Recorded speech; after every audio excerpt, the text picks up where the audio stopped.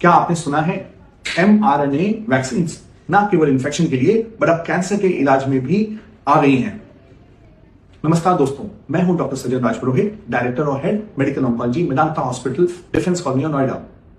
दोस्तों, क्या करती है mRNA कैंसर वैक्सीन? ये नॉर्मल वैक्सीन नहीं है, ये है पर्सनलाइज कैंसर वैक्सीन।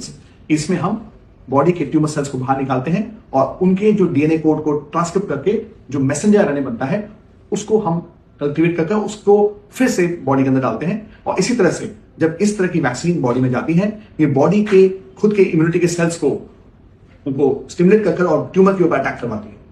इनका मकसद कैंसर को कंट्रोल करना नहीं है, जड़ से खत्म करना है, रिकरेंस से रोकना है। ऐसी एडवांस डेवलपमेंट्स की वजह से आज की डेट में कैंसर से डरने की जरूरत नहीं है। कैंसर के बारे में जितनी जानकारी आपको होगी उतना ही आप सशक्त तरह से इससे डर सकते हैं। Stay informed, stay alert. Thank you friends.